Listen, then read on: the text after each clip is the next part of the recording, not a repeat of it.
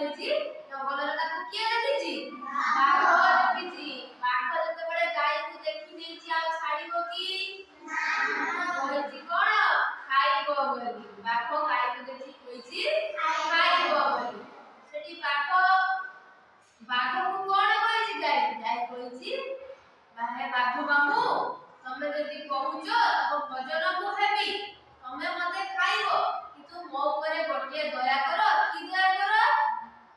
ନା ମୋର ଗୋଟିଏ ଛୋଟ ପିଲାଟେ ଅଛି, ମାନେ ବଉଳା ଗାଈର ଗୋଟେ ବାଛୁରୀ ଛୁଆ ଅଛି, ବୁଝିପାରିଲ? ଗୋଟେ ଛୋଟ ପିଲାଟେ ଅଛି, ମୁଁ ତାକୁ ଯାଇକି ଥରେ ଦେଖା କରିକି ତାକୁ କ୍ଷୀର ଦେଇକି ତମ ପାଖକୁ ଆସିବି, ନହେଲେ ମୋ ପିଲାଟା ସେଠି କାନ୍ଦିବ।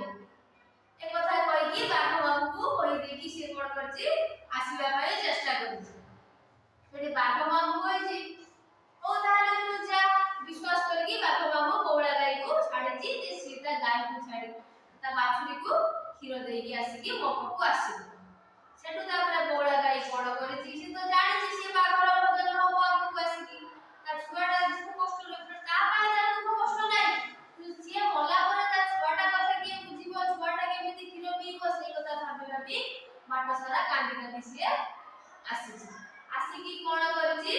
ତା ଛୁଆ ଆସିକି ବଉଳା ଗାଈ ଆସିକି କଣ କରିଛି? ତା ବାଛୁରୀ ପାଖରେ ପହଞ୍ଚିଛି। କାନ୍ଦି କାନ୍ଦି ତାକୁ କ୍ଷୀର ପେଇଛି, ବୁଝିପାରିଲ? କ୍ଷୀର ଦେଇଛି ପିଇବା ପାଇଁ। ବାଛୁରୀ କ୍ଷୀର ପିଇଲା। ଆମ ମା ମାନେ କଣ କରନ୍ତି? ମୁଣ୍ଡରେ ହାତ ମାରନ୍ତି, ଦେହରେ ପିଠିରେ ହାତ ମାରନ୍ତି।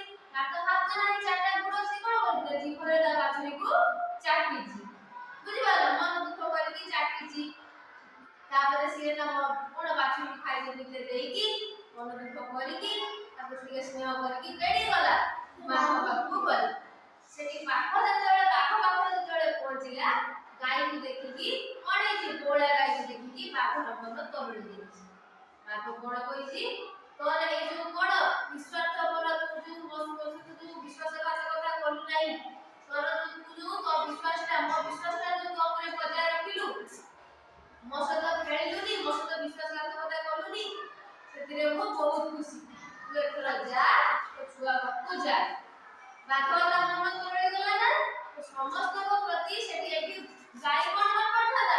ଛୁଆ ବାହାନା କରିକି ତ ଘରେ ରହିଥାନ୍ତା, ଆଉ କଣ ଜଙ୍ଗଲକୁ ଯାଇଥାନ୍ତା? ଯାଇନଥାନ୍ତା, ତେବେ ଗାଈ ବଞ୍ଚିଥାନ୍ତା। କିନ୍ତୁ ଯେହେତୁ ସିଏ କଣ କରିଥିଲା? ବାଘକୁ କଥା ଦେଇଥିଲା, ସେଥିପାଇଁ ତା ଛୁଆକୁ ସ୍ନେହ କରିକି ସେ କଣ କରିଛି? ଆସିଛି ବାଘ ପାଖକୁ।